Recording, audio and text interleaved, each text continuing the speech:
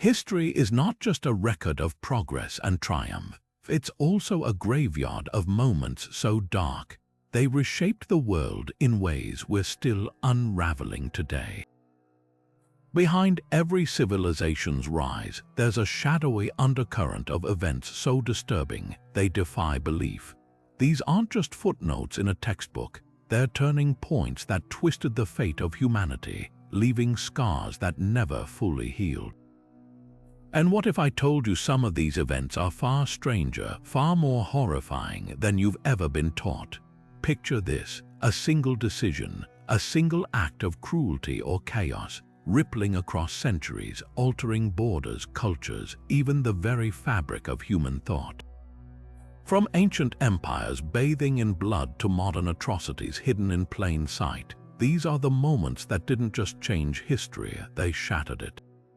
Some were deliberate, calculated, others were accidents with consequences too terrible to fathom, but all of them share one thing in common: once they happened, the world could never go back. That's why today we're peeling back the layers of 30 of the most disturbing events in history, each one a chilling reminder of how fragile our reality truly is. You'll hear about plagues that wiped out millions, conspiracies that toppled kingdoms, and experiments so inhuman they defy explanation. Some names you'll recognize. Others have been buried, deliberately erased, but their echoes linger, whispering warnings from the past. So buckle in. This isn't just a history lesson. It's a journey into the heart of darkness, and by the end, you'll never look at the world the same way again. The year was 1209. Under the orders of Pope Innocent III, an army of knights and crusaders descended upon the rolling hills of southern France. Their target, the Cathars, a peaceful Christian sect who dared to interpret scripture differently than Rome. What followed was 20 years of horror so systematic, so merciless, it would become a blueprint for religious violence in Europe. It began in the city of Béziers. When the Crusaders stormed its walls, they showed no mercy, not to men, women, or even children. Thousands were slaughtered in the streets. And when soldiers hesitated, unsure how to distinguish Cathars from loyal Catholics, a chilling command echoed through the chaos: kill them all, God will know his own. Those 8 words became a license for massacre. Churches where villagers begged for sanctuary were set ablaze with people still inside. The skies blackened with smoke from pyres where hundreds burned alive. But this was only the beginning. Over the next 2 decades, the Albigensian Crusade turned southern France into a slaughterhouse. Whole villages were wiped off the map. Survivors faced impossible choices: convert under torture or face execution. Even those who swore loyalty to Rome weren't safe. Suspicion alone could condemn you.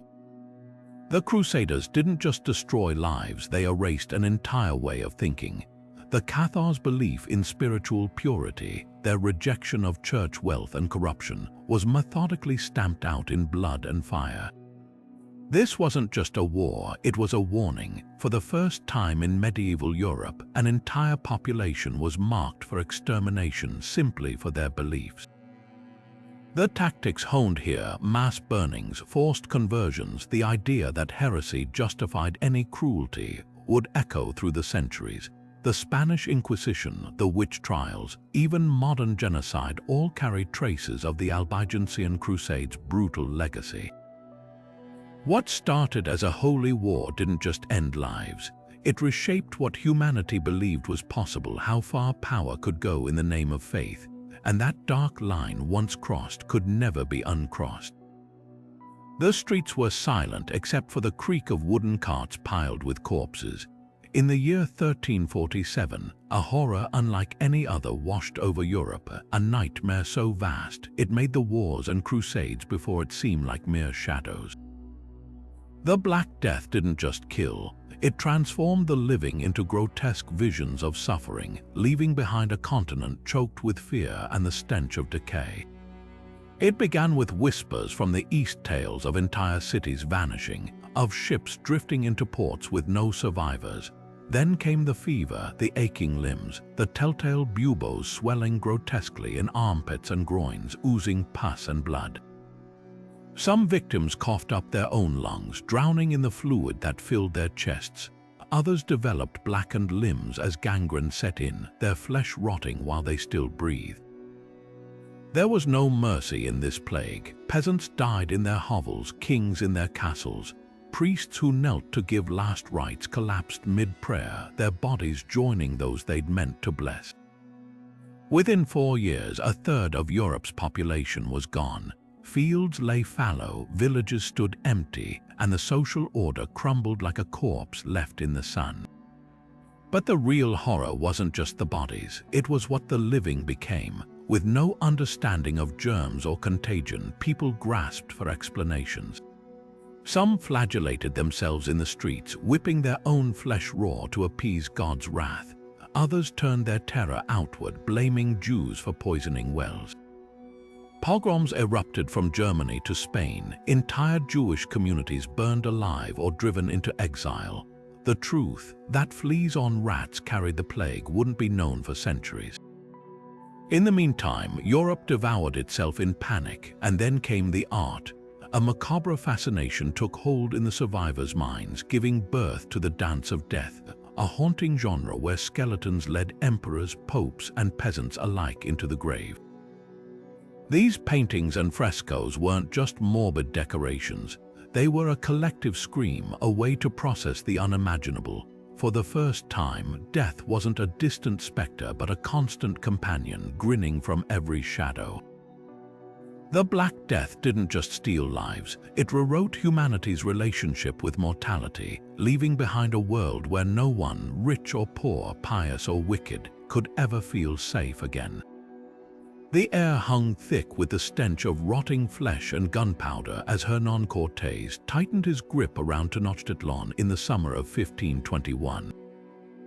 What had once been the shimmering jewel of the Aztec Empire, a city of canals and floating gardens where temples scraped the sky, was now a charnel house. For 80 days, the Spanish and their indigenous allies besieged the island capital, cutting off food supplies and unleashing an invisible killer even deadlier than their muskets, smallpox. The disease had already ravaged the city months earlier, leaving bodies piled in the streets and survivors too weak to bury them. When the siege began, the remaining defenders were starving, drinking brackish water from the canals, chewing leather and tree bark to stay alive. Then came the final assault. Spanish cannons reduced entire neighborhoods to rubble as soldiers swarmed across makeshift bridges, their steel blades glinting in the firelight. The Aztecs fought back with desperate fury, hurling stones from rooftops, dragging invaders into the canals to drown. But it was hopeless. The worst came at the Great Temple, where the Spanish and their allies stormed the sacred steps. Aztec warriors, priests, and civilians alike were cut down indiscriminately. A surviving Nahua account described the massacre in visceral detail. The blood of the warriors flowed like water. The ground was slick with brains. Spanish chroniclers later sanitized the scene, framing it as a noble conquest, but Aztec poetry told a different story. One haunting verse laments, "Broken spears lie in the road, we have torn our hair in grief, the houses are roofless now, and their walls are red with blood." Cortés claimed victory, but what he really achieved was annihilation. An estimated 200,000 Aztecs perished during the siege from violence, starvation, or disease. The Spanish tore down temples to build churches, melted golden artifacts into coins, and rewrote history to justify their brutality. Tenochtitlan wasn't just defeated, it was erased, its memory buried under the new city of Mexico. Yet fragments survived. In hidden codices and oral traditions, the truth whispered on, of a civilization that didn't simply fall, but was ripped apart. And in that destruction lay the birth of a darker world, one where conquest wore the mask of destiny, and genocide could be baptized as progress. Paris woke to church bells tolling in the dead of night, not calling the faithful to prayer, but signaling the start of a slaughter. August 24, 1572, St. Bartholomew's Day became a synonym for horror as Catholic mobs, fueled by royal decree and religious frenzy, turned the city into a hunting ground. Their targets, the Huguenots, French Protestants whose very existence threatened the Catholic crown. What began as a political assassination spiraled into a bloodbath that would stain the Seine red for weeks. The first victim was Admiral Gaspard de Coligny, a Huguenot leader stabbed in his bed and thrown from a window while still breathing. His broken body kicked off a frenzy. Armed with daggers, axes, and sheer hatred, neighbors turned on neighbors. Huguenot families, men, women, children, were dragged from their homes and butchered in the streets. Some begged for mercy at the feet of statues of the Virgin Mary, only to be bludgeoned where they knelt. Others fled to the river, where corpses piled so thickly, contemporary accounts describe boats struggling to navigate the floating dead. The kill count in Paris alone surpassed 5,000, with thousands more slaughtered as the violence spread to the countryside. But this wasn't just mindless savagery. The massacre was meticulously timed to coincide with the arrival of Huguenot nobles in Paris for a royal wedding, many of whom were lured into the city under promises of reconciliation. King Charles IX, influenced by his mother Catherine de' Medici, had greenlit the killings to crush Protestant political power in one decisive stroke. Instead, he ignited a firestorm. The Huguenots, far from being eradicated, dug in for 40 more years of religious war, their survival hardening into a brutal stalemate that split France in two.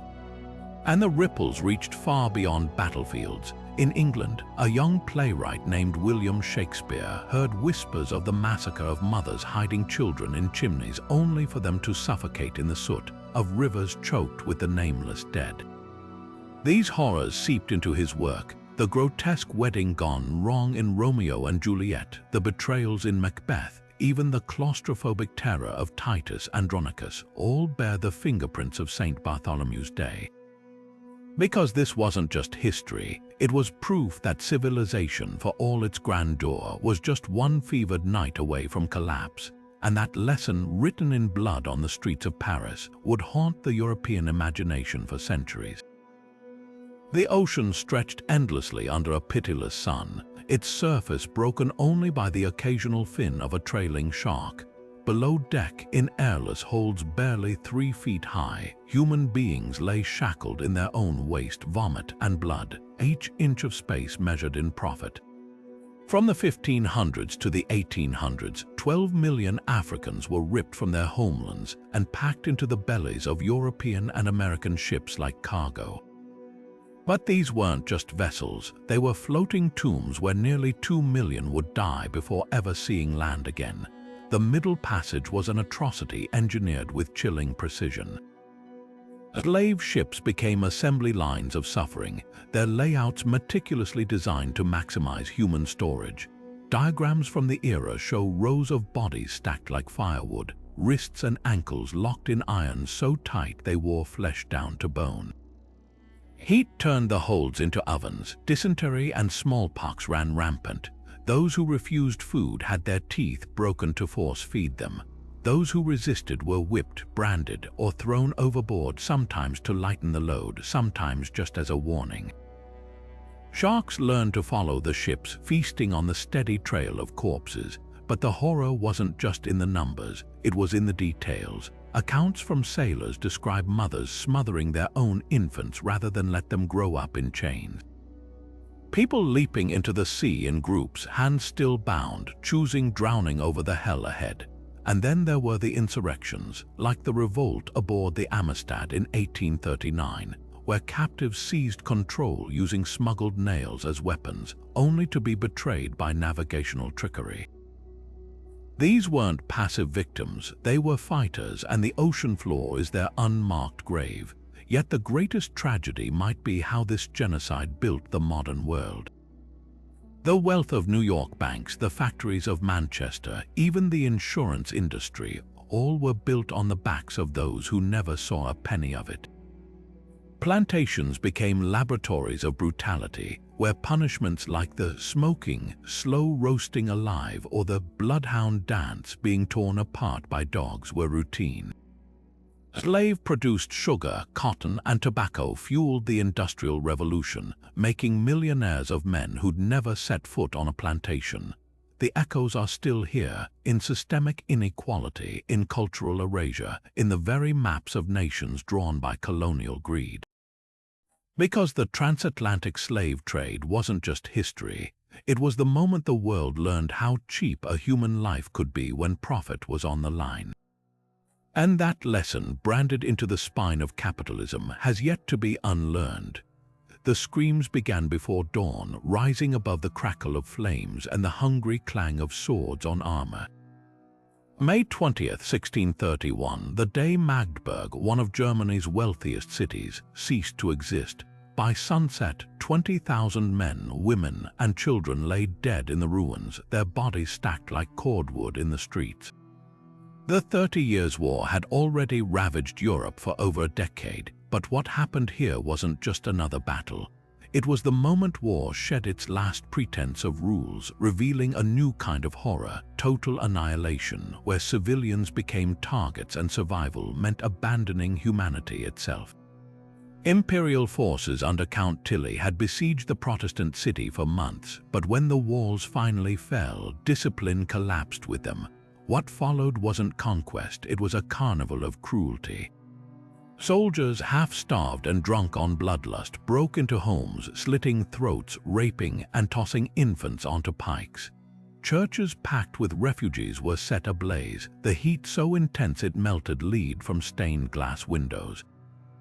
Survivors later described mothers drowning their own children in the river Elbe to spare them from the flames.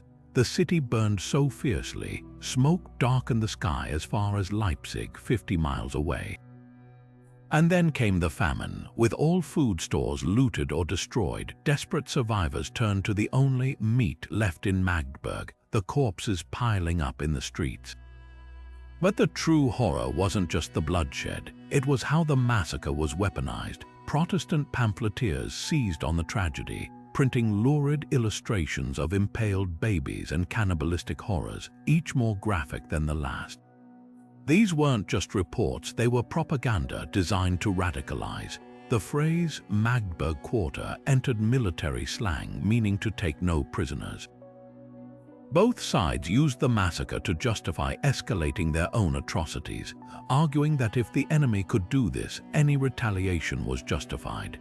The war, already brutal, descended into a cycle of reprisals where entire regions were scoured of life, their populations slaughtered or scattered. What made Magdeburg different wasn't the scale of violence, it was the indifference. Commanders on both sides coldly calculated that terror could break enemy morale faster than battles. Civilians, once collateral damage, became strategic targets. Farms were torched to starve armies, towns erased to send messages. The 30 Years' War would eventually kill 8 million people, not from combat alone, but from famine and plague spread by armies deliberately burning food supplies. Magdeburg was the first domino in this descent, proving that when war becomes total, morality is the first casualty. By the time peace came in 1648, entire generations had known nothing but war. Villages stood empty, their fields grown wild. Wolves returned to forests near depopulated towns, and Europe, forever changed, carried Magdeburg's lesson into modern warfare. Once you dehumanize the enemy, there's no line left to cross. Today, the city's coat of arms still bears a defiant maiden rising from flames, a monument not just to destruction, but to the moment war stopped pretending to have limits. The first spark ignited in a bakery on Pudding Lane just past midnight on September 2, 1666. Within hours, flames leaped from roof to roof, devouring London's cramped wooden buildings like kindling.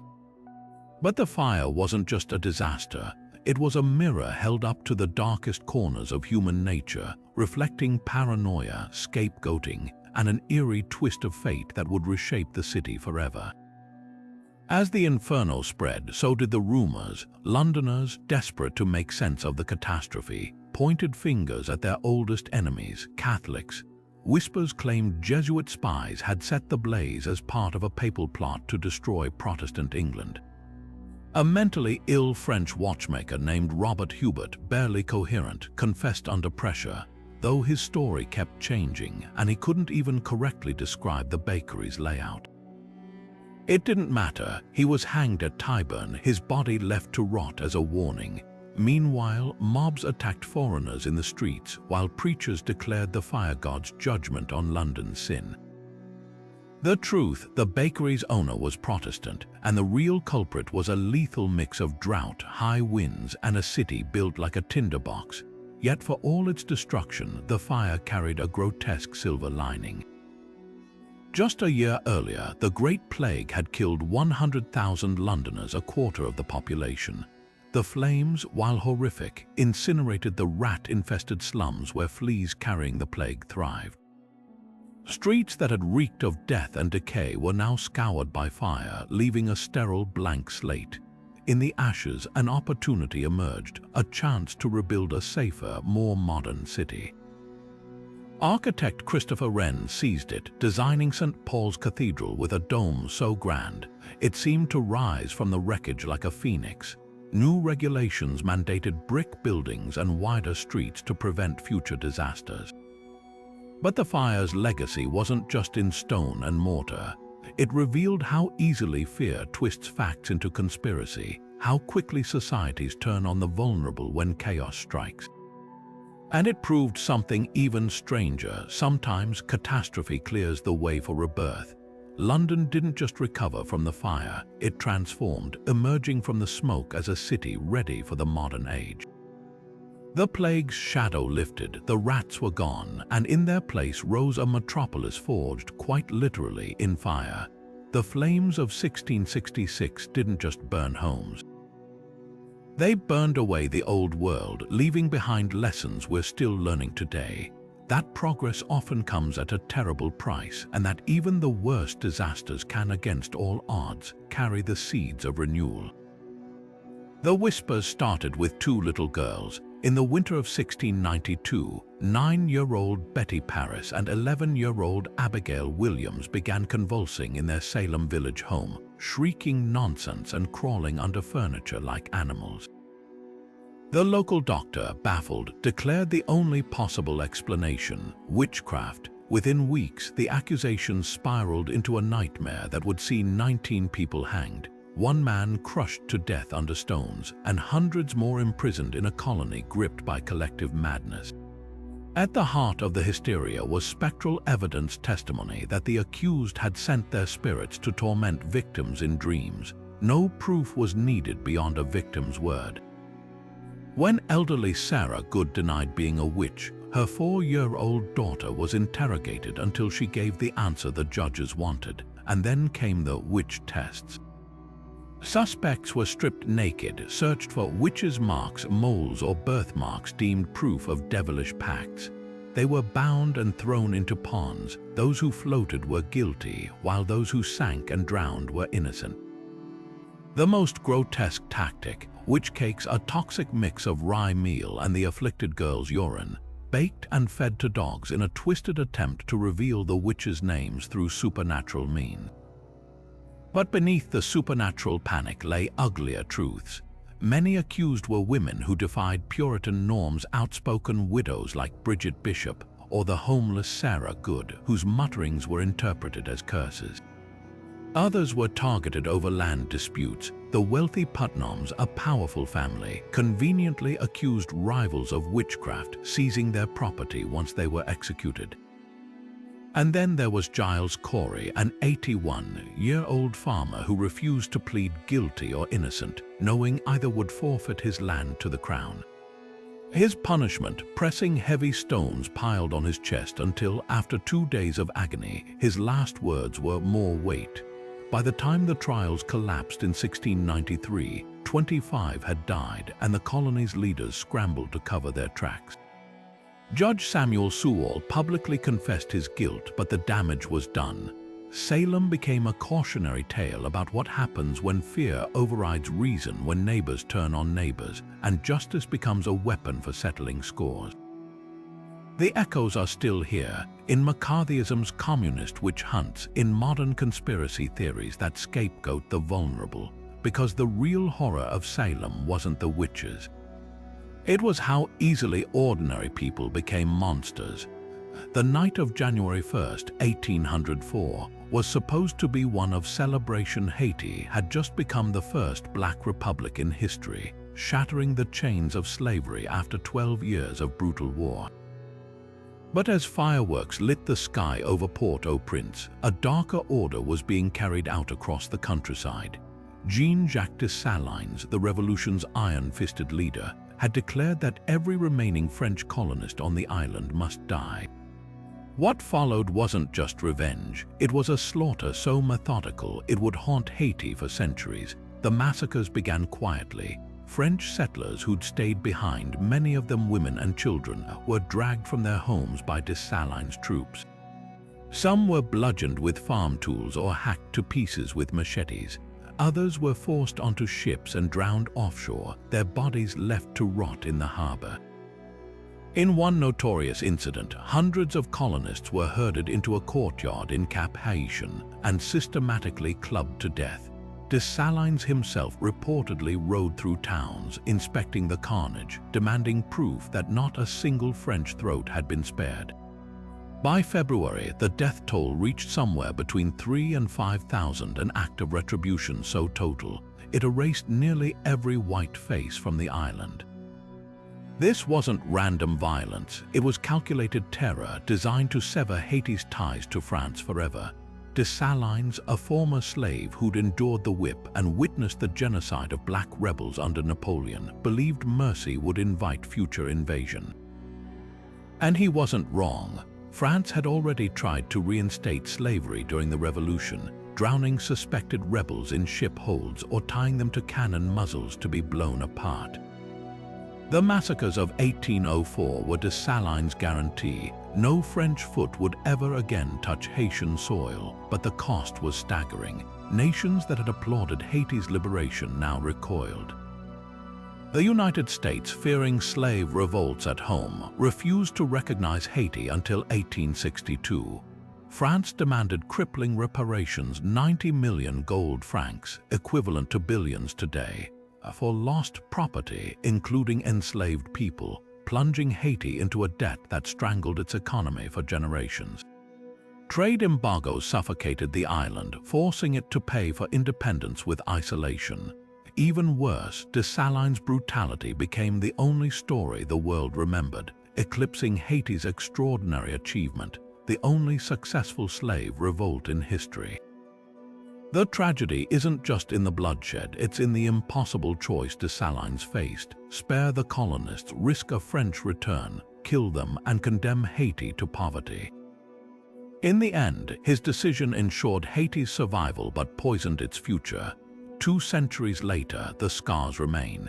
In the rubble of earthquakes Haiti couldn't afford to rebuild, in the neo-colonial exploitation by foreign powers, in the way the world still views this nation not as a triumph but as a cautionary tale. Because history is written by the powerful, and Haiti's revolution, a beacon of freedom, was recast as a nightmare, all because one man understood the cruel math of survival. Sometimes to live, you must make the world forget how to forgive. In the bitter winter of 1838, 16,000 Cherokee men, women, and children were dragged from their homes at gunpoint, forced into disease-ridden stockades with only the clothes on their backs. Their crime: living on land white settlers wanted, land guaranteed to them by treaties, even upheld by the U.S. Supreme Court. But President Andrew Jackson's response to the court's ruling was a sneer etched in history's darkest ledger. John Marshall has made his decision, now let him enforce it.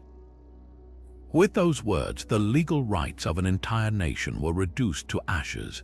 The first deaths came before the march even began. In the overcrowded prison camps, measles and dysentery ripped through the vulnerable. The elderly succumbed to exposure, their bodies piled in shallow trenches, Then came the forced relocation, a 1,000-mile death march westward dubbed the Trail of Tears.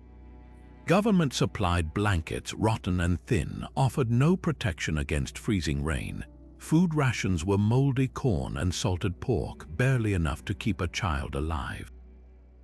Soldiers prodded the starving forward with bayonets, refusing to pause even when parents collapsed digging graves for infants who'd perished in their arms. One missionary's diary describes a young mother staggering onward with a dead baby strapped to her back for days, denied permission to bury it. Yet the cruelty wasn't just in the suffering, it was in the betrayal. The Cherokee had done everything asked of them. They'd adopted European-style farming, built schools, even developed a written language. Some owned plantations and enslaved black people, hoping assimilation would protect them. But none of it mattered. The Indian Removal Act of 1830 had one goal: erase native sovereignty for good. Gold had been discovered on Cherokee land in Georgia, and greed drowned out justice. Even white settlers who opposed the removal watched in horror as state militias looted Cherokee homes before torching them, pocketing silverware and jewelry while families wept. By the time the last survivors reached Oklahoma in 1839, at least 4,000 had died, a quarter of the Cherokee population. The government's promised new homeland was a barren wasteland, already occupied by rival tribes pressured into conflict. But the Trail of Tears wasn't an isolated tragedy. It was the blueprint for dozens of forced removals, from the Choctaws' deadly journey to the Seminole Wars in Florida. Jackson's legacy wasn't just the lives destroyed, it was the precedent set, that America's laws could be ignored when the powerful stood to profit. Today, the trail's route is marked by silent memorials, a sunken grave here, a weathered plaque there. But the true monument is in the unbroken resilience of the Cherokee Nation, who rebuilt their government in Oklahoma and still fight in courts to protect what little remains of their ancestral land. Because the Trail of Tears wasn't just a march, it was the moment America learned how easily its ideals could be trampled by boots marching westward, and how long the echoes of those footsteps would linger. The vision started with fever dreams. In 1837, a failed civil service exam candidate named Hong Xiuquan collapsed into delirium, convinced celestial beings had anointed him for greatness. When he awoke, his mind clung to the fever's revelation. He was none other than the younger brother of Jesus Christ, sent to cleanse China of demons, a delusion that would ignite the bloodiest civil war in human history. By 1850, Hong's messianic fervor had coalesced into the Taping Heavenly Kingdom, a fanatical movement that promised communal land ownership, equality for women, and the destruction of the Qing dynasty's demon-led rulers. At first, peasants flocked to his banner, desperate for relief from famine and crushing taxes, but Hong's utopia came with grotesque strings attached. Sex became punishable by beheading even between married couples. Opium smokers faced execution. Women were segregated into military battalions, their feet unbound but their lives micromanaged by Hong's puritanical decrees. And at the center of it all stood Hong himself, draped in golden robes, declaring Nanjing his New Jerusalem, while his rivals starved outside the city walls. What followed wasn't just war, it was annihilation on a scale the world had never seen. Taping forces and Qing loyalists clashed in battles so massive, the Yangtze River ran red for miles. When siege tactics choked off food supplies, survivors turned to cannibalism. One Qing general's journal describes stumbling upon a village where children's bones boiled in pots, their meat traded like currency. Famine gnawed at both sides, with estimates suggesting 30 million perished, more than the entire population of Scandinavia at the time. Yet the rebellion's true horror lay in its duality. Hong's radical reforms, land redistribution, literacy programs for women, were progressive ideas wrapped in a shroud of madness. His bans on foot binding and opium contrasted grotesquely with his own descent into paranoia, as he executed advisors for disrespect while writing rambling religious tracts. By 1864, with Nanjing surrounded and his followers eating tree bark, Hong poisoned himself rather than face defeat. The king crushed the rebellion, but not before China lay in ruins, its farms fallow, its cities gutted. The Taiping Rebellion wasn't just a war, it was a warning of how easily idealism curdles into fanaticism, how quickly a cry for justice can become a death march. And its legacy lingers not just in China's collective trauma, but in the uncomfortable truth that sometimes the road to hell isn't paved with evil intentions, but with the shattered dreams of those who believed they were saving the world. The desert sun beat down on columns of skeletal figures stumbling forward, their feet bleeding on the scorching sand. In the spring of 1915, the Ottoman Empire launched a campaign so methodical, so calculated in its cruelty, it would become the template for modern genocide, the systematic extermination of 1.5 million Armenians. This wasn't just mass murder, it was a bureaucracy of death where every step from deportation orders to the distribution of looted property was meticulously documented. It began with lists. Armenian intellectuals, community leaders, even clergymen were rounded up in Constantinople on April 24th, dragged from their homes and shot in the streets or hanged in public squares.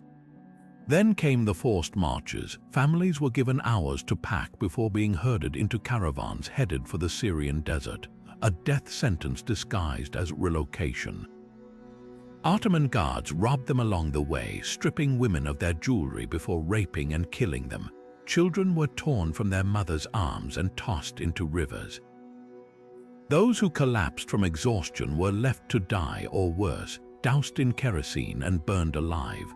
One survivor's account describes a valley where hundreds of bodies smoldered in pits, the stench of charred flesh choking the air. Yet even in this darkness, flickers of humanity survived. U.S. diplomats stationed in the region risked their careers to document the atrocities. Consul Leslie Davis in Harput wrote secret dispatches detailing mass graves so vast, locals called them slaughterhouse valleys. Ambassador Henry Morgenthau SR pleaded with Washington to intervene, wiring horror-struck reports of race murder to President Woodrow Wilson. His words were ignored. Meanwhile, Ottoman officials spun their own narrative, claiming Armenians were merely being resettled for security reasons, a lie that metastasized into the genocide's first denial, repeated even today. The true horror lies in the numbers. By 1917, 9 out of 10 Armenians in the Ottoman Empire were dead or displaced. Villages stood empty, their churches desecrated, their homes occupied by new families. Survivors scattered across the globe, carrying fragments of their culture in whispered songs and half-remembered recipes, but the scars ran deeper than geography. The Armenian genocide wasn't just a historical event, it was a test run.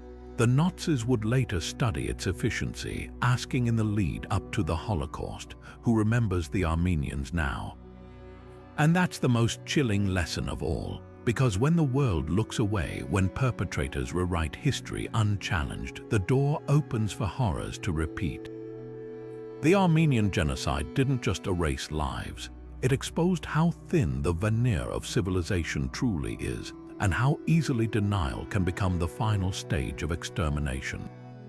The first victims appeared with symptoms so mild, they were dismissed as seasonal sniffles until their lips turned blue and they began drowning in their own fluids. The year was 1918, and the world was at war when an influenza strain unlike any other slithered silently from army barracks to civilian homes, killing more people in 2 years than the Black Death had in 4. But unlike the grotesque buboes of medieval plagues, this killer hid in plain sight, disguised as common illness until it was too late. Doctors watched in horror as healthy young adults collapsed mid-sentence, their lungs filling with bloody froth so fast, their skin darkened from oxygen starvation before they suffocated. Morgues stacked bodies like firewood, coffins sold out in major cities, and mass graves were dug by steam shovel, yet newspapers, bound by wartime censorship, printed cheerful headlines assuring the public it was just 3-day fever. The Spanish flu's deadliest weapon was its invisibility. Governments desperate to maintain wartime morale downplayed outbreaks, allowing troop ships and victory parades to become super-spreader events. In Philadelphia, despite warnings from physicians, officials greenlit a massive Liberty Loan parade in September 1918. Within 72 hours, every hospital bed in the city was full. Gravediggers worked in shifts, collapsing from exhaustion beside open trenches where entire families were buried together. Meanwhile, the pandemic exploited global movement like never before. Unlike the slow creep of the Black Death, this virus rode railroads and steamships at modern speeds, reaching remote Alaskan villages and Pacific islands where it wiped out 90% of some communities. What made this plague uniquely terrifying was its preference for the young and strong. Most flu strains prey on the very old or very young, but 1918's version triggered catastrophic immune overreactions called cytokine storms, turning robust immune systems against their owners. Autopsies revealed lungs so heavy with fluid they resembled red sponge cake. Nurses told of patients begging for death as their airways sealed shut, their skin darkening to mahogany from lack of oxygen. Some died within hours of first symptoms, bleeding from noses and ears as capillaries burst. Yet the most disturbing parallel to the Black Death wasn't the bodies, it was the scapegoating. In Spain, where neutral media reported freely giving the flu its misleading name, conspiracy theories blamed everything from Bayer's aspirin to divine punishment. In South Africa, white officials blamed black communities, while in America, immigrant neighborhoods faced violent quarantines. The same fear that fueled medieval witch hunts now wore a modern mask, proving that even in the age of germ theory, pandemics bring out humanity's darkest impulses. By 1920, the virus had burned through the global population, leaving 50 to 100 million dead, more than both world wars combined. Then, as mysteriously as it arrived, it vanished. No vaccines, no miracle cures, just an eerie retreat into nature's reservoir. Scientists would later discover its remnants preserved in Alaskan permafrost, extracted from lungs of victims buried in frozen mass graves. The Spanish flu didn't just kill, it taught humanity a brutal lesson that progress means nothing when the enemy is invisible, and that the deadliest wars aren't fought with guns but with denial. The fields of Ukraine stretched endlessly under the summer sun in 1932, heavy with golden wheat, yet the people who'd sown it were slowly starving to death. This wasn't famine, it was policy. Joseph Stalin, determined to crush Ukrainian resistance to Soviet rule, turned hunger into a weapon. While trains loaded with grain rolled toward Moscow and foreign markets, entire villages hollowed out from the inside, their desperation reaching depths history rarely dares to acknowledge. It began with quotas. Stalin demanded impossibly high grain requisitions from Ukrainian farms, stripping every kernel to feed industrial cities and fund his 5-year plan. When peasants couldn't meet these quotas, the state confiscated even seed grain next year's harvest, their last hope for survival. Then came the travel bans. NKVD units sealed village borders, turning Ukraine into an open-air prison. Starving farmers who tried to flee were dragged back, beaten, or shot. One survivor's account describes a father executed for digging up a single frozen potato from his own field, his body left as a warning beside the ragged hole. But the true horror lay in the silence. Soviet officials scrubbed the word famine from records, dismissing reports as capitalist lies. Meanwhile, children swelled with edema, their bellies distended from protein deficiency. Families boiled shoe leather for broth. Some resorted to mura, a paste made from ground tree bark and leaves that shredded intestines. Desperate mothers whispered of worse: infanticide, cannibalism, neighbors vanishing overnight only for their bones to be found in nearby woods gnawed clean. The NKVD secret police files later revealed orders to prevent the theft of socialist property, meaning any peasant caught with a handful of grain could be executed on the spot. Foreign journalists barred from Ukraine missed the carnage, but whispers slipped out. Welsh journalist Gareth Jones smuggled himself into the countryside, documenting villages where every face was the face of a starving person. His dispatches were dismissed as sensationalism, drowned out by Pulitzer-winning Moscow correspondent Walter Duranty, who parroted Stalin's line that talk of famine was malignant propaganda. Meanwhile, Stalin exported enough Ukrainian grain in 1933 to feed 12 million people, a calculated trade of lives for foreign currency. The death toll remains shrouded in Soviet-era lies, but estimates range from 3 to 7 million. Entire family lines vanished, their names erased from census records. Stalin's victory was absolute. Ukraine's spirit broke under hunger, its independence movement decimated. But the Holodomor wasn't just a Soviet crime, it was a blueprint. The Nazis would later study Stalin's methods, noting how efficiently starvation could liquidate a people without the mess of mass shootings. And today, as Russia weaponizes hunger again in its war on Ukraine, the ghosts of those empty fields whisper a chilling reminder: genocide doesn't always arrive with guns. Sometimes it comes in the hollow echo of a child's stomach and the world's refusal to hear it. The streets of Nanjing ran red in December 1937, but the worst atrocities weren't committed in the heat of battle. They unfolded over 6 weeks of calculated barbarity after the fighting had ended. As Japanese Imperial Army troops swarmed China's former capital, they unleashed a carnival of violence so depraved, even hardened foreign journalists choked on their words trying to describe it.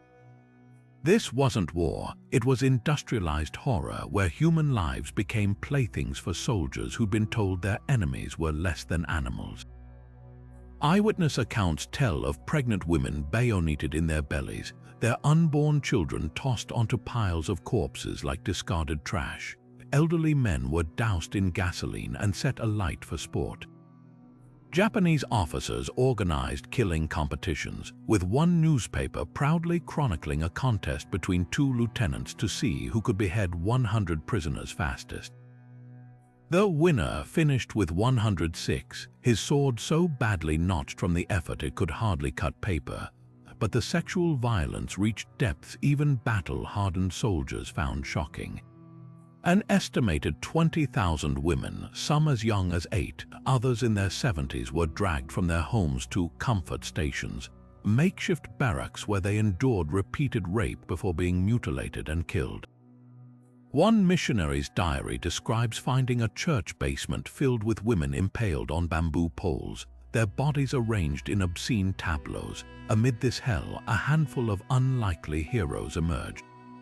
German businessman John Rabe, a Nazi Party member who should have been the last person to object, transformed his home into a sanctuary for terrified civilians. Using his position and the swastika armband he despised, Rabe bargained with Japanese officers, created a safety zone, and personally pulled women from the grasp of soldiers. His diaries later smuggled out in diplomatic pouches record daily horrors. A girl of about 10 was raped to death by over 20 men. Her little legs couldn't take it. Alongside American missionary Minnie Vautrin, Rabe saved an estimated 250,000 Chinese civilians. Though the psychological toll left Vautrin broken, she would later take her own life. What makes Nanjing particularly chilling isn't just the scale of violence, it's the paper trail.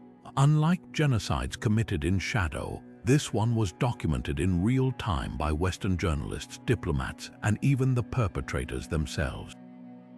Japanese soldiers mailed photographs of their crimes home as souvenirs, proud of their handiwork.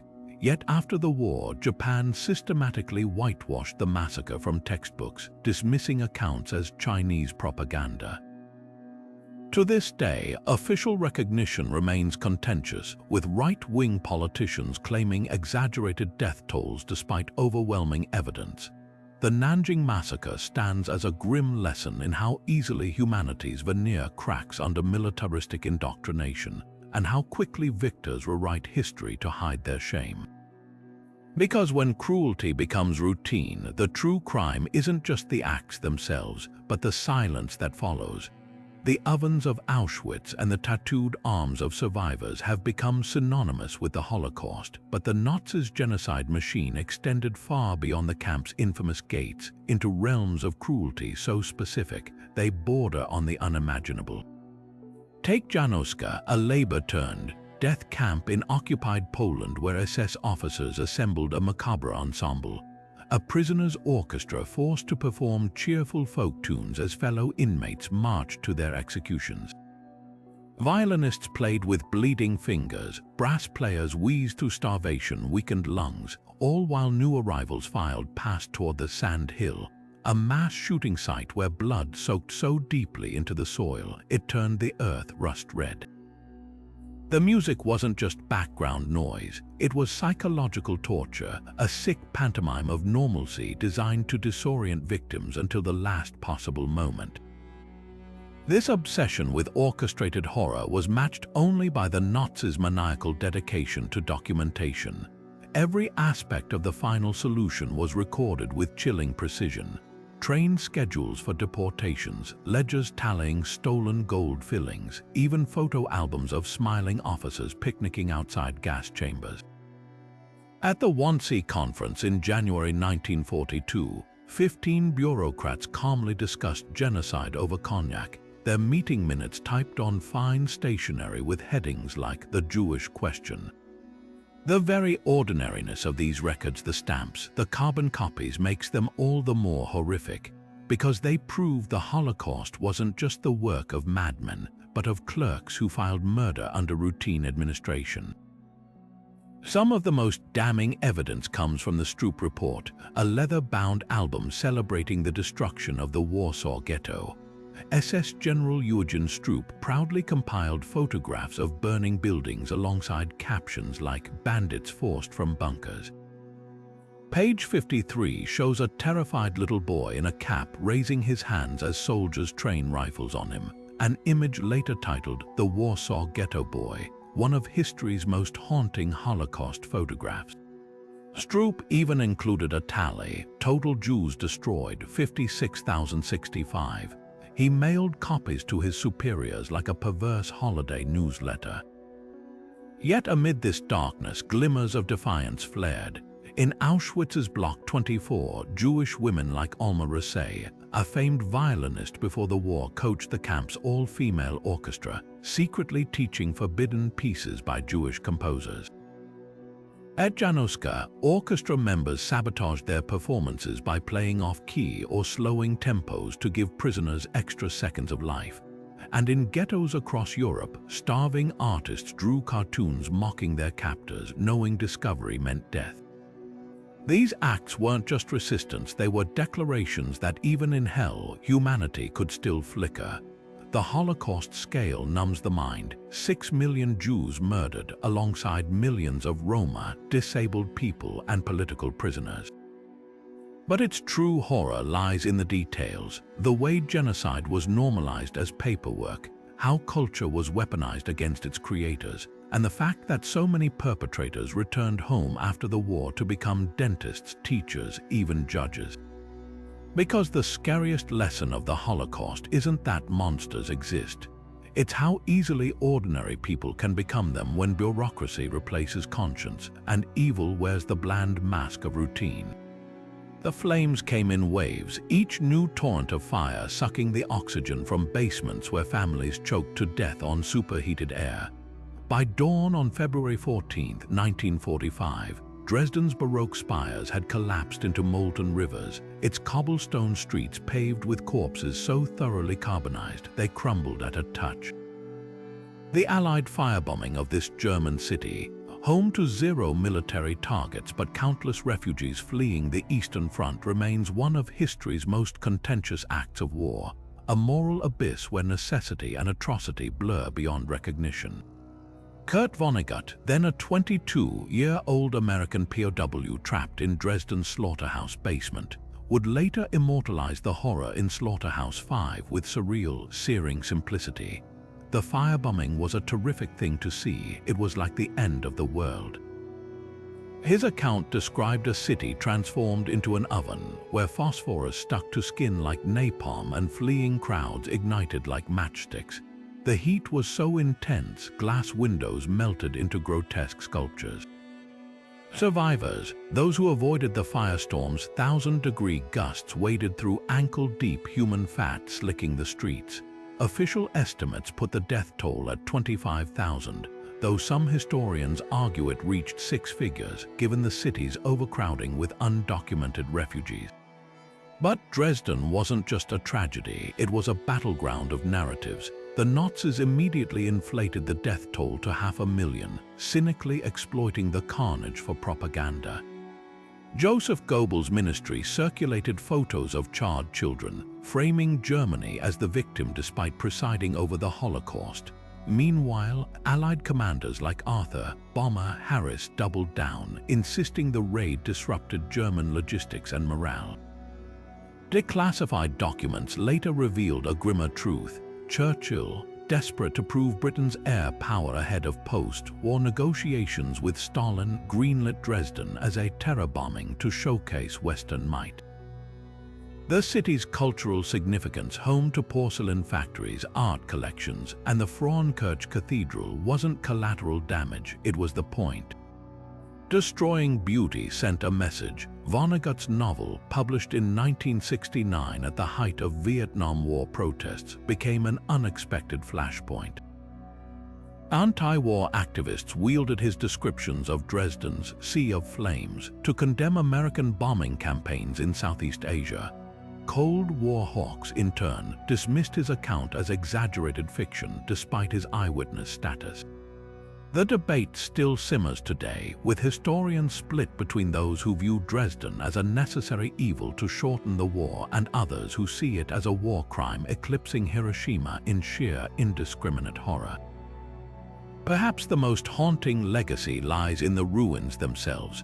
The Frauenkirche's blackened skeleton was left untouched by East Germany as a war memorial until reconstruction began in 1994. A deliberate pause forcing post-war generations to confront what happens when total war erases the line between soldier and civilian, between strategy and slaughter. Because Dresden wasn't an anomaly, it was a preview of the nuclear age's central paradox, that sometimes the swiftest way to end a war is to make the unthinkable routine. The train pulled into Lahore station in August 1947, its doors sealed shut with blood dripping between the wooden slats. When officials pried them open, the stench of death rolled out like a wave. Inside lay heaps of butchered refugees, their limbs hacked off, children's bodies piled atop their mothers in grotesque embraces. This wasn't an isolated horror. It was the fulcrum of partition, the moment Britain's rushed exit from India turned freedom into a feeding frenzy of violence, where centuries of simmering tensions exploded along freshly inked borders drawn by men who'd never set foot in the villages they bisected. Cyril Radcliffe, a British barrister who'd never visited India before, had 5 weeks to carve Pakistan from the subcontinent using outdated maps and colonial arrogance. His Radcliffe line sliced through farms, rivers, even houses. One village woke to find the local well now in India while their homes were in Pakistan. The chaos was deliberate. The British, eager to exit but unwilling to manage the fallout, stoked divisions between Hindus and Muslims to justify their divide and rule legacy. What followed was history's largest mass migration, 15 million displaced, and a slaughter so intimate. Neighbors who'd shared harvests for generations now burned each other's temples and mosques. Women bore the brunt of this savagery. Sikh and Hindu mothers in Punjab threw their daughters into wells rather than let them fall into the hands of roving gangs. Survivors recount villages where every well was clogged with bodies, the water undrinkable for months. Train carriages arriving in Delhi or Karachi often contained no survivors, just corpses tagged with religious slurs carved into their skin. But the violence wasn't random. It was meticulously organized, with local leaders distributing weapons and hit lists. In some cases, rioters used census data to target minority households, proving how bureaucracy could be weaponized for genocide. Partition scars never healed. The line Radcliffe drew in haste became a wound that festered into 3 wars, nuclear brinkmanship, and the enduring tragedy of Kashmir. Yet amid the carnage, flickers of humanity persisted. A Muslim family sheltering Sikh neighbors here, a Hindu doctor risking his life to smuggle Muslim patients there. These weren't just acts of courage, they were silent rebellions against the idea that faith must dictate hatred. Because what the British couldn't or wouldn't understand was this: borders can split land, but they can't sever shared histories. And those histories, no matter how bloodied, have a way of whispering back. The classrooms stood empty, the books burned, the radios silent. On April 17, 1975, the morning after the Khmer Rouge marched into Phnom Penh, Cambodia's capital became a ghost town in hours. Pol Pot soldiers, clad in black pajama uniforms and rubber tire sandals, moved through the streets like a plague, ordering everyone, doctors, teachers, even hospital patients still tethered to Roman IV drips, to leave at gunpoint. Their lie was simple: the Americans are going to bomb the city. The truth was far darker. This wasn't an evacuation. It was the first stage of a social experiment so brutal, it would turn Cambodia into a slaughterhouse where the crime of literacy meant death. The killing fields didn't start with mass graves. They began with lists. Anyone who spoke French, wore glasses, or had soft hands from office work was marked as an intellectual. Pol Pot's code for enemy of the revolution. At the infamous Chuol Sleng prison, a former high school turned torture center, interrogators forced confessions from professors, musicians, and monks using methods ripped from medieval nightmares. Victims were waterboarded with filthy rags, electrocuted with car batteries, or suspended from ceilings in iron manacles. But the most chilling detail wasn't the violence, it was the soundtrack. Loudspeakers blasted revolutionary anthems and folk songs day and night, not to inspire but to drown out screams. Former guards later admitted the music was so loud, even they couldn't hear the agony just rooms away. In the countryside, the horror took on a surreal banality. Peasants, glorified as the regime's pure class, were handed hammers to execute traitors because bullets were too expensive. One survivor recalled a Khmer Rouge commander casually smashing a toddler's head against a tree, sneering, "Better to kill the baby now than let it grow up to take revenge." Starvation became policy. Rice paddies were ordered planted 3 times denser than scientifically possible, leading to crop failures that doomed millions. Families caught foraging for insects or wild roots were executed for stealing state property. The dead were buried in shallow pits that heaved during monsoons, pushing bones and clothing to the surface, giving the killing fields their name. Yet amid this engineered hell, fragments of resistance flickered. At Chuol Sleng, a prisoner named Bu Meng, kept alive to paint portraits of Pol Pot, secretly sketched fellow inmates on scraps of paper, hiding their faces in the folds of his uniform. These drawings, later smuggled out, became some of the only records of those who vanished. Another prisoner, Van Nath, survived by convincing guards his skills as a painter could glorify the regime. His post-war paintings of torture sessions remain some of the most visceral evidence of the Khmer Rouge cruelty.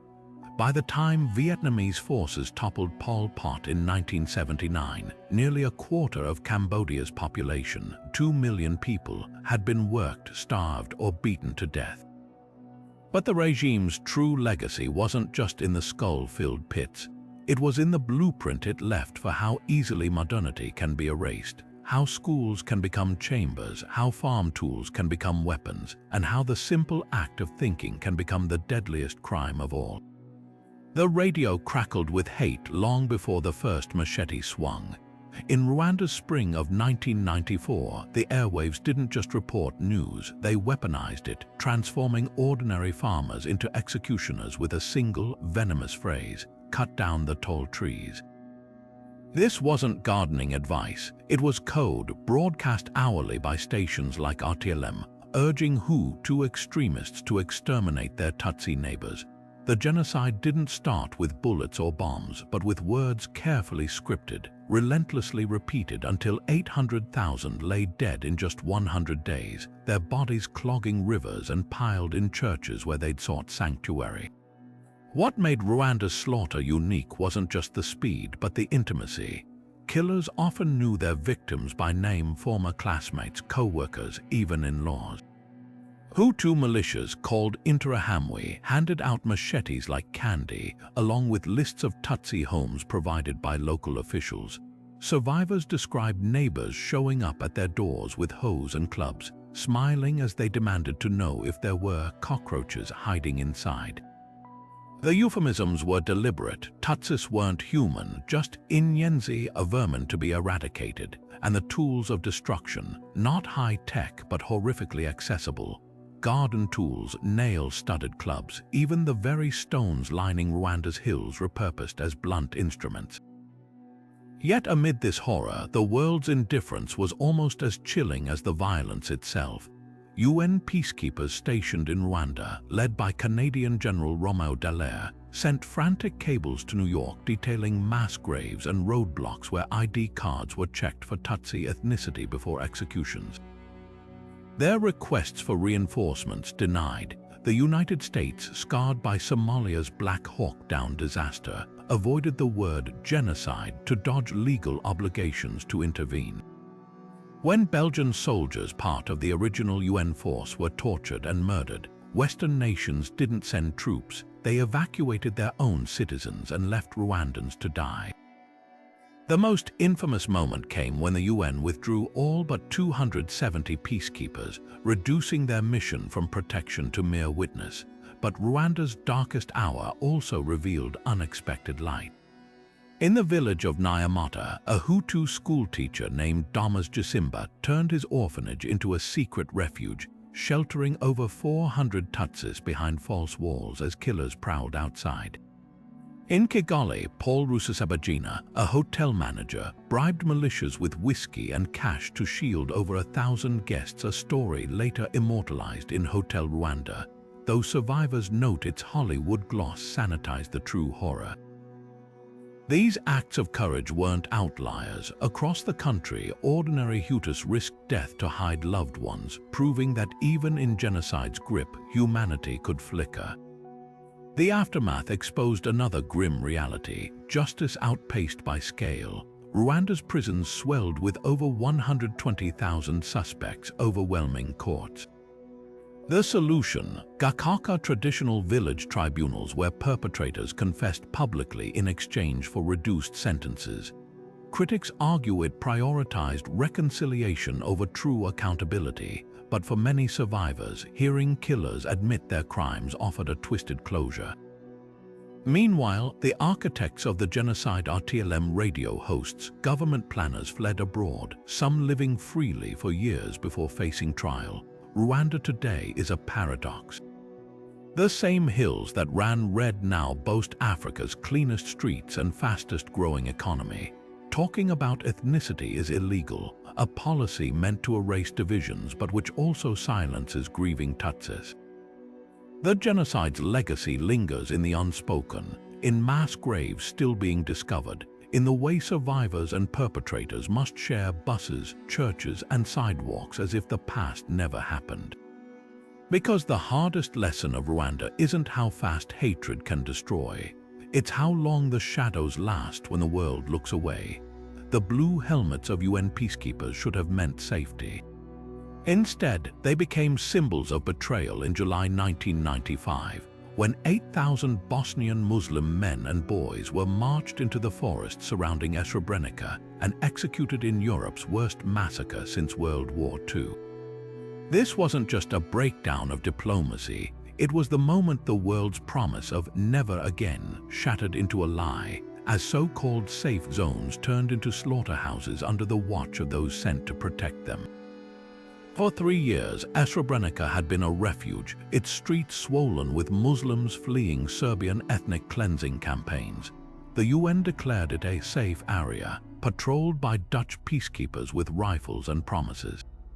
But when Ratko Mladic's Bosnian Serb forces rolled in, those promises evaporated.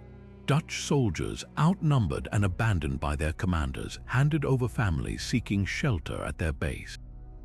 Survivors described the scene: mothers and daughters forcibly separated from sons and husbands, the men and boys, some as young as 12, loaded onto trucks or marched into the woods. One witness recalled Mladic himself patting a child on the head, offering candy, then motioning for soldiers to take him away. The executions were methodical. Prisoners were bound, blindfolded, and shot in the back, their bodies bulldozed into mass graves. Some were buried alive. Later, when international investigators began uncovering the sites, they found layers of corpses, evidence that killers had returned with excavators to scatter remains across secondary graves, a grisly attempt to hide the scale.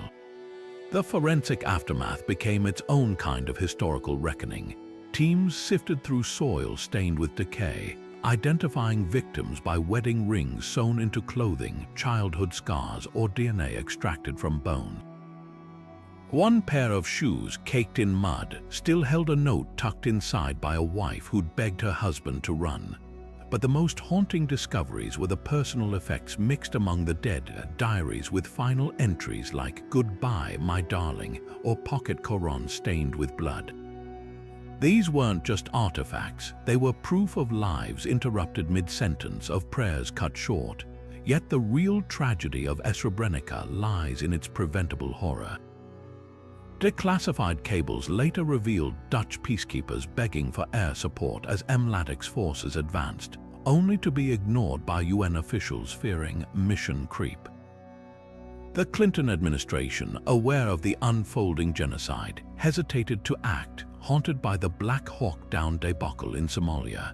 And so the world watched again as the machinery of ethnic cleansing ground forward, unimpeded by resolutions or rhetoric. The massacre didn't just destroy a town, it exposed the hollowness of international institutions, the cowardice of geopolitical calculus, and the darkest truth of all: that safety, when promised by bureaucrats, is no safer than paper in a storm. Today, the mass graves still whisper, not just with the voices of the dead, but with a warning that genocide doesn't need darkness to thrive. Sometimes it happens in broad daylight with the world's eyes wide open. The first plane tore through the North Tower like a blade through paper, but the real horror wasn't the impact, it was the choice. Hundreds trapped above the inferno faced an impossible decision: burn alive or leap into open air. Eyewitnesses on the ground described figures tumbling in eerie silence, some holding hands, others flailing in midair as their clothing caught the wind like macabre parachutes.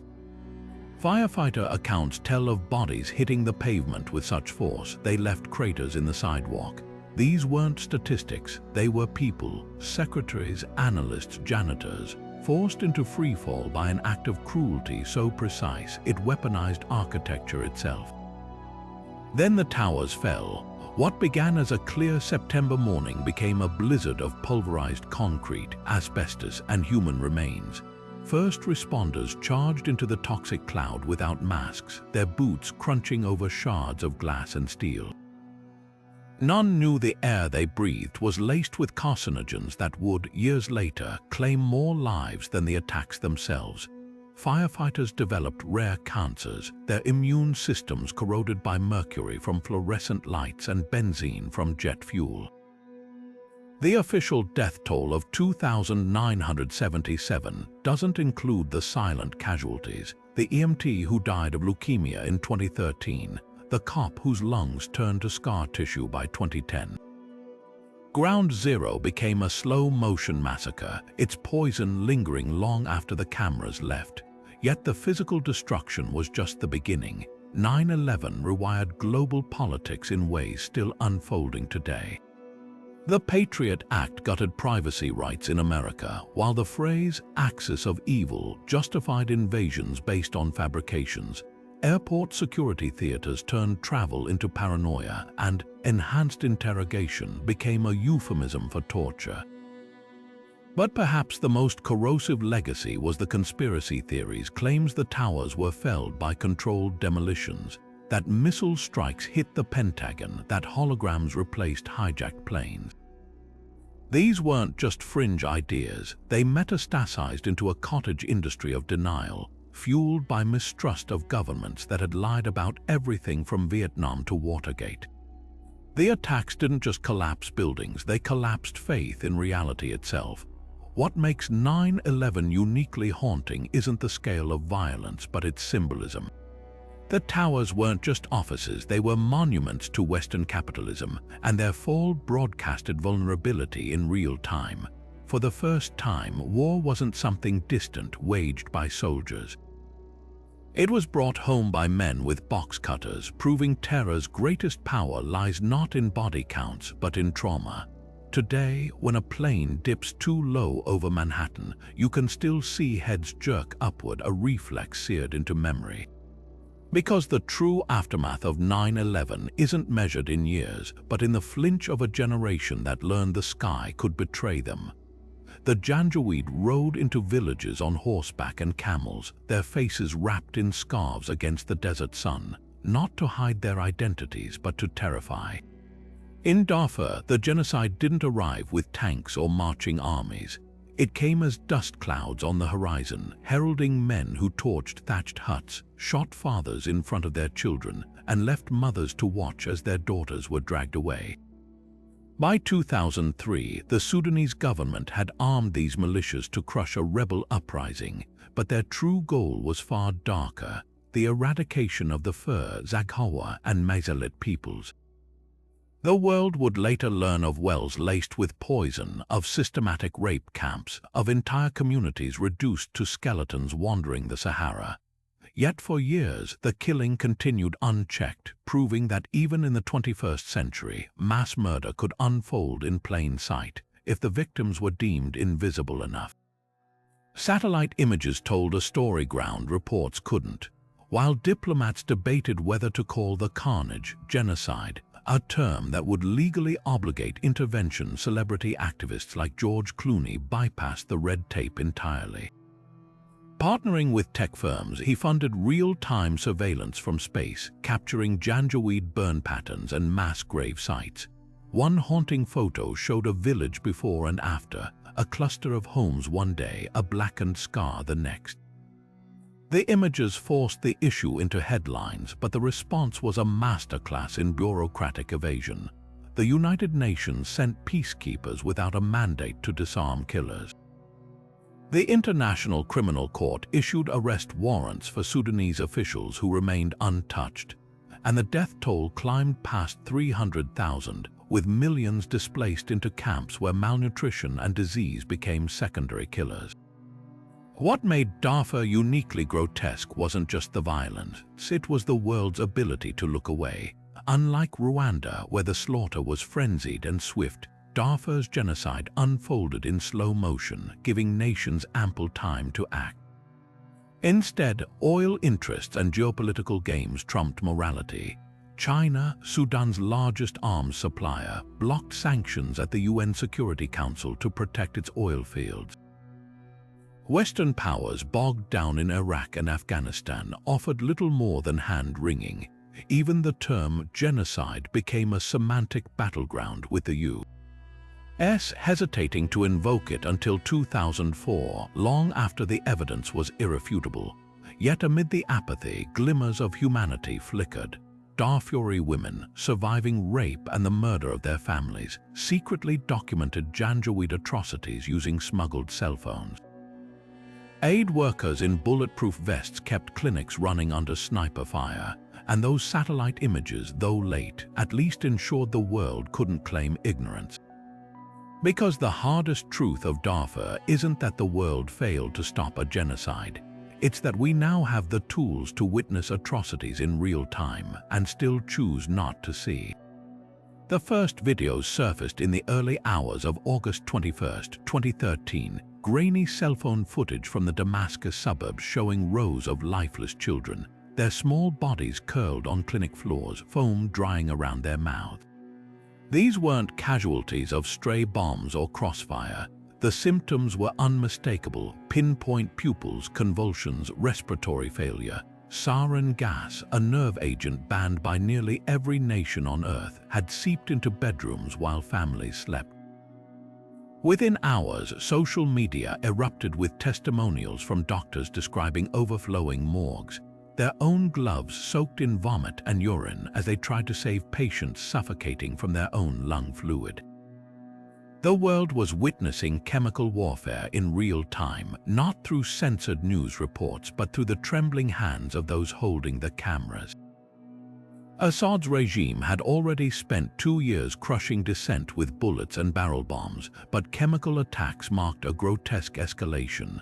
Sarin offered something bullets couldn't: terror that was invisible, odorless, and utterly democratic. It didn't distinguish between rebels and toddlers, yet what made these atrocities uniquely haunting wasn't just their brutality, it was how they collided with the digital age. For the first time in history, war crimes were live-streamed by their victims. Parents filmed their dying children not for evidence, but because smartphones had become their only megaphone. A father in Ghouta cradled his twins, their limbs stiffening mid-seizure, whispering to the camera, "Remember their faces." The clip went viral, racking up millions of views between cat videos and memes. Amid this carnage, another horror was unfolding in shadows. A military defector codenamed Caesar smuggled over 50,000 photographs out of Syria, each one documenting state-sanctioned torture so methodical it resembled assembly line butchery. Prisoners with gouged-out eyes, starved bodies stacked like firewood, autopsy numbers inked on flesh. These weren't battlefield casualties, they were the regime's bureaucratic genocide, each corpse logged with a time, date, and cause of death. When the photos reached the UN, diplomats retched at their desks, yet Assad's slaughter continued, fueled by a grim realization. In the social media era, outrage had diminishing returns. A chemical attack might trend for 72 hours before the next scandal reset the world's attention span. Syria became a case study in compassion fatigue. Platforms designed to connect humanity instead commodified suffering, reducing war to content competing for eyeballs between ads for skincare and fast food. Activists coined the term atrocity exhaustion to describe how even the most graphic footage, a 5-year-old pulled from rubble, his dust-caked face frozen in shock, could scroll past without a pause. The more horrors people saw, the less they felt, and Assad, ever the opportunist, learned to weaponize this numbness. Each chemical strike was calibrated for maximum visibility but minimal geopolitical consequence. He'd seen the playbook. After Ghouta, Obama's red line fizzled into empty threats. Putin brokered a deal to remove Syria's chemical stockpiles, a farce proven by repeated attacks in the years that followed. The Caesar photos, though, left a different legacy. Unlike viral clips that faded from memory, they became forensic currency. Lawyers used them to prosecute regime officials in European courts under universal jurisdiction. Facial recognition software matched victims to missing persons lists, and in a quiet rebellion, Syrian artists projected the images onto government buildings in Berlin and Paris, forcing pedestrians to confront what their politicians had ignored. Syria's war taught us something terrifying, that in the digital age, witnessing isn't the same as intervening.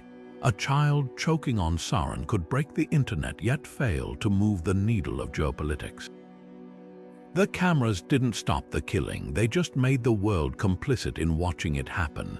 And that's the most disturbing lesson of all. When atrocities become content, even genocide can scroll by unnoticed. The soldiers came at dusk, their torches flickering in the monsoon rains as they moved from house to house in Rakhine state. By sunrise, entire Rohingya villages had vanished into columns of black smoke, the air thick with the stench of burning thatch and something worse. Survivors would later describe scenes straight from hell. Infants tossed into bonfires, mothers gang raped beside the corpses of their husbands, boys with their throats slit left to bleed out in rice paddies. This wasn't war, it wasn't even ethnic cleansing. It was industrial-scale dehumanization, where a people were erased not just from their homes, but from the very idea that they had ever existed. Myanmar's military, the Tatmadaw, called it clearance operations, a sterile phrase masking the systematic annihilation of the Rohingya Muslim minority. Satellite images captured the methodical precision. Clusters of homes burned in neat grids, proving fires were set house by house, not in the chaos of battle. One image showed a village where every structure was reduced to ash except the Buddhist temple at its center. A deliberate message. The Rohingya, denied citizenship in their own country for decades, were now being scrubbed from history itself. Those who fled brought testimonies of mass graves so shallow, wild dogs dug up the bodies.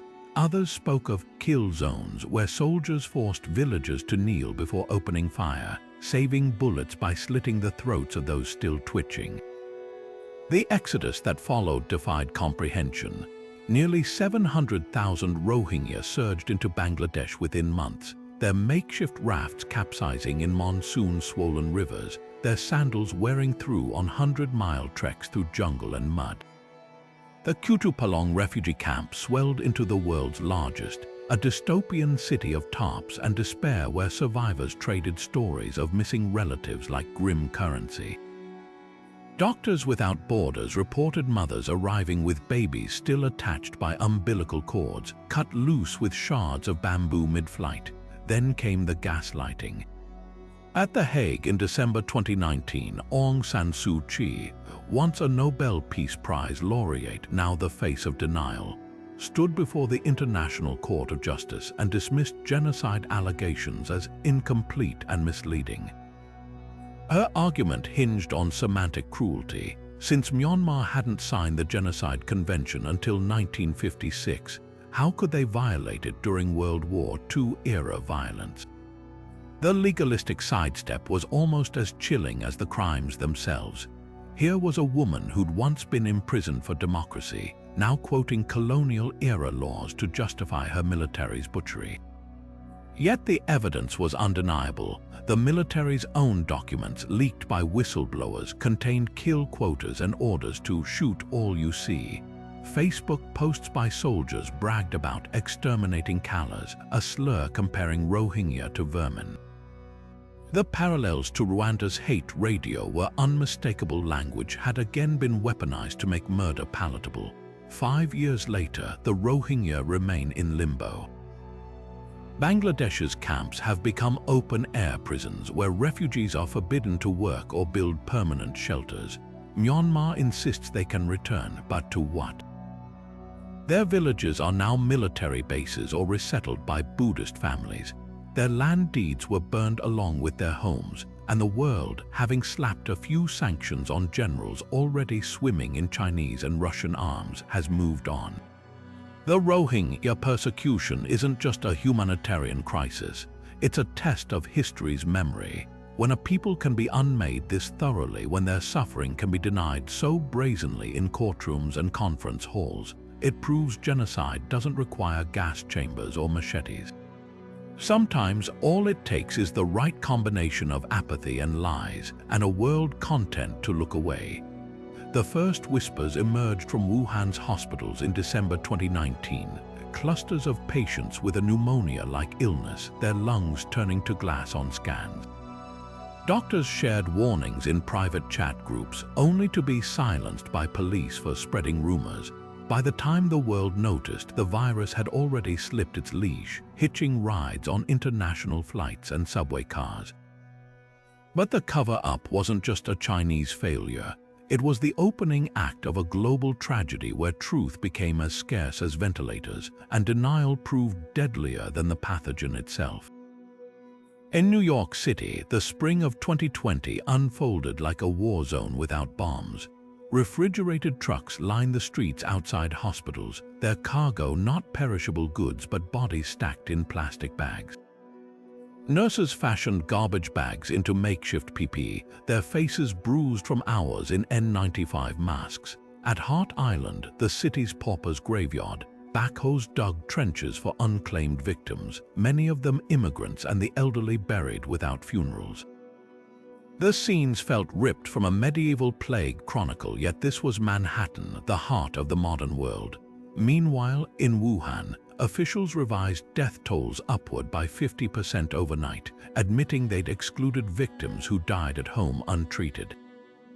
The parallels were undeniable. Whether by censorship or chaos, the dead were being erased twice, first by disease, then by bureaucracy. While some nations raced to contain the storm, others turned denial into policy. Brazil's Jair Bolsonaro dismissed COVID as a little flu, even as gravediggers in Manaus worked in shifts to keep up with demand. With cemeteries overflowing, the city resorted to stacking coffins in concrete tunnels normally used for drainage. Meanwhile, New Zealand's Jacinda Ardern enacted one of the world's strictest lockdowns, her early decisiveness saving thousands. The contrast couldn't have been starker.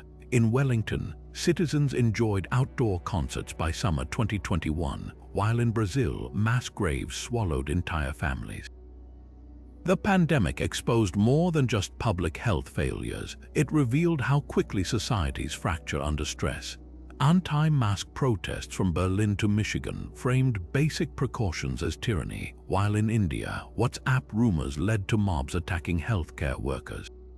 Yet amid the panic, unexpected heroes emerged. Scientists shattered vaccine development records, delivering shots in under a year. Ordinary neighbors organized grocery runs for the vulnerable. And in Italy, where church bells tolled endlessly for the dead, balconies became stages for impromptu concerts, proving that even in isolation, humanity found ways to connect. What began as a health crisis mutated into a test of civilization itself, one that asked how much we valued the elderly, the immunocompromised, the essential workers society had long taken for granted. The mass graves and refrigerated trucks will fade from memory, but the scars remain. In healthcare workers with PTSD, in children who lost parents, in the eerie silence of cities under lockdown. COVID didn't just kill millions, it held up a mirror to our collective soul, revealing both our capacity for sacrifice and our willingness to look away. And that reflection, more than any death toll, may be its most enduring legacy. The desert wind carries whispers across Xinjiang's vast expanse, whispers in Uyghur, Kazakh, and Kyrgyz, languages now muffled behind concertina wire and surveillance towers. Since 2017, China's northwestern region has become the staging ground for one of the 21st century's most methodical campaigns of cultural erasure.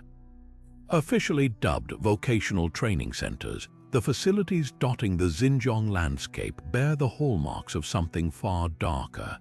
Mass internment camps designed to dismantle an entire people's identity under the guise of combating extremism.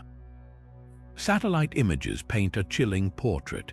Rows of windowless, fortress-like compounds sprawl across landscapes once home to bustling bazaars and mosque minarets.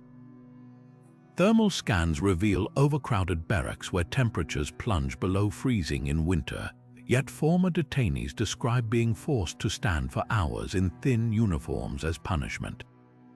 One leaked government document lists quotas for arrests 1 out of 10 villagers, while another orders officials to round up all the men with beards and women with veils. The camp's true purpose, not rehabilitation but reprogramming. Survivors recount being beaten for speaking their native tongues, forced to sing Communist Party anthems, and subjected to propaganda videos denying the existence of Islam. A woman who escaped to Kazakhstan described guards inserting IUDs into female detainees without consent, part of what human rights groups call a campaign of demographic genocide through forced sterilization and contraception. The scale is staggering. Experts estimate over 1 million Uyghurs and other Muslim minorities have been detained since 2017, with some families reporting entire generations, grandparents, parents, teenagers swept into the system. Meanwhile, outside the camps, Xinjiang has become a laboratory for dystopian surveillance. Facial recognition cameras track residents' movements, smart checkpoints analyze phones for religious content, and mandatory DNA databases catalog ethnic minorities. Even the region's cuisine is being sanitized. Uyghur-run restaurants must now display Communist Party flags and replace traditional dishes with state-approved menus. What makes this persecution uniquely sinister is its economic entanglement. Xinjiang produces nearly half the world's polysilicon, a key component in solar panels, and supplies Western fashion brands with cheap cotton. When the US banned Xinjiang imports over forced labor concerns, corporations like Nike and Apple scrambled to untangle supply chains only to face pressure from Beijing. The calculus is stark: condemn China's actions and risk losing access to the world's second-largest economy, or stay silent and become complicit. Few nations have chosen principle over profit. Muslim-majority countries like Pakistan and Egypt, dependent on Chinese infrastructure loans, praise Beijing's counterterrorism efforts, while Western leaders tiptoe around sanctions, fearful of triggering trade wars. Yet the most haunting question isn't why the world has failed to act, it's how thoroughly a civilization can be dismantled in plain sight. Uyghur graveyards have been bulldozed, ancient manuscripts burned, and children placed in state-run boarding schools where they're taught to reject their parents' culture.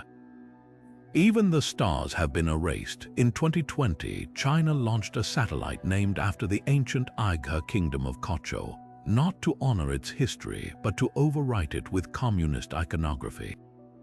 The camps of Xinjiang aren't just prisons, they're assembly lines for a new kind of genocide, one where the weapon isn't bullets or gas, but the systematic unmaking of memory itself. And as the world's silence deepens with each new corporate deal signed in Beijing, the lesson of the Uyghurs echoes across borders. In the age of global capital, some atrocities are too profitable to stop. The first drone footage emerged in April 2022, revealing bodies strewn across a quiet suburban street in Butcher like broken dolls, some still clutching bicycles, others sprawled near grocery bags frozen mid-errand. But the true horror lay in the details: wrists bound with white cloth, bullet wounds clustered at the base of skulls, women in civilian clothes shot through the chest at point-blank range. This wasn't collateral damage from artillery fire. It was a signature, a deliberate, methodical extermination left unburied as both warning and provocation. Among the rubble of Russia's failed blitzkrieg on Kiev, Butcher became a smoking gun. As Ukrainian forces retook the town, they uncovered mass graves, one behind a church holding 67 civilians, another in a children's summer camp where corpses were stacked like firewood beneath fresh-turned earth. But unlike historical atrocities documented after the fact, Butcher's evidence arrived in real time. A local resident's smartphone captured Russian soldiers casually gunning down a man walking his dog. Security cameras recorded armored vehicles deliberately ramming civilian cars. Most damning of all were the geotagged selfies Russian soldiers uploaded to social media, smiling beside looted homes, unaware their metadata placed them at execution sites. The digital breadcrumbs formed an unbreakable chain of culpability. Open-source investigators cross-referenced satellite imagery with dated videos to prove bodies had lain in the streets for weeks, debunking Russian claims of Ukrainian staging. Facial recognition software identified specific military units through soldiers' insignia in telegram posts. Even the bindings on victims' wrists matched the same white cotton found in abandoned Russian field hospitals. Every TikTok clip, every Google Maps timestamp became a stitch in the tapestry of guilt. Yet the massacre's true significance wasn't just in its documentation, it was in what the killers left behind. Diaries recovered from Russian soldiers detailed orders to cleanse neighborhoods of Nazi collaborators, a term broadly applied to anyone with a Ukrainian SIM card or anti-Putin bumper sticker. One handwritten note boasted of executing 5 spies who turned out to be a bookkeeper, a retired teacher, and 3 teenagers. The savagery wasn't spontaneous, it was policy, etched in ink before being etched in blood. Butcher forced the world to confront an uncomfortable truth: modern genocide wears a bodycam. The same technology that lets soldiers stream war like a video game also turns them into unwitting witnesses against themselves. And in that paradox lies both horror and hope, because while mass murderers can still lie to the UN, they can't outrun their own digital fingerprints. The ghosts of Butcher don't just whisper from shallow graves. They speak through pixels and timestamps, demanding justice in a language even the Kremlin can't silence. The water wasn't supposed to come this fast. In the summer of 2022, Pakistan's monsoon rains didn't just fall. They erupted, dumping 3 times the usual deluge across the Indus Valley until rivers burst their banks like overfilled bathtubs. Within weeks, 1/3 of the country vanished underwater, an area larger than Portugal submerged beneath a churning brown tide. 33 million people, more than the population of Australia, fled their homes with only what they could carry.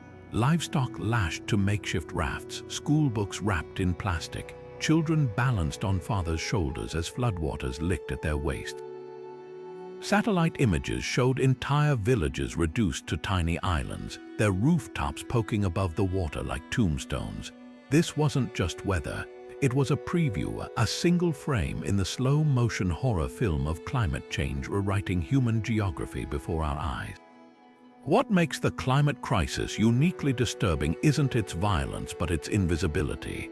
Unlike wars or plagues, its casualties accumulate in increments. A coastal town eroded by centimeters each year, a farmer's field salted by rising seas, a wildfire season that bleeds into the next until the sky never clears. Take the Marshall Islands, where king tides now slosh through living rooms, leaving fish flopping on linoleum floors. Or Lake Chad, once Africa's largest freshwater reservoir, now shriveled to a shadow of itself, fueling conflict between herders and fishermen over the scraps. These aren't isolated tragedies. They're early tremors in a seismic shift that will redraw maps and rewrite destinies. The UN estimates that by 2050, over 200 million could be displaced by climate-related disasters, not as temporary refugees, but as permanent exiles from lands that no longer exist. The Pakistan floods laid bare the brutal math of climate injustice. The country contributes less than 1% of global emissions, yet its glaciers melting at terrifying speed supplied the floodwaters that drowned its plains. Meanwhile, the world's top polluters wrung their hands while delivering aid packages dwarfed by their own fossil fuel subsidies. Survivors wading through chest-high water encountered a cruel irony. Plastic waste from wealthier nations now bobbing amidst the wreckage of their homes, a floating testament to unequal sacrifice. But the real horror lies in what comes next. As temperatures climb, so do the seeds of conflict. In Syria, drought from 2006 to 2010 pushed rural farmers into cities, straining resources and stoking unrest that exploded into civil war. In Nigeria's Middle Belt, desertification triggers bloody clashes between farmers and herders competing for dwindling arable land. Military strategists already have a name for this: climate warfare, where rivers become strategic assets and hunger a weapon. The Pentagon's own reports classify climate change as a threat multiplier, a catalyst for instability that could make the 21st century's refugee crises look quaint. Yet for all its enormity, the climate crisis suffers from a perception problem. Unlike a tsunami or a bomb, its violence unfolds in bureaucratic fine print: insurance premiums spiking in flood zones, crop yields declining by percentages, heat waves measured in excess deaths rather than body bags.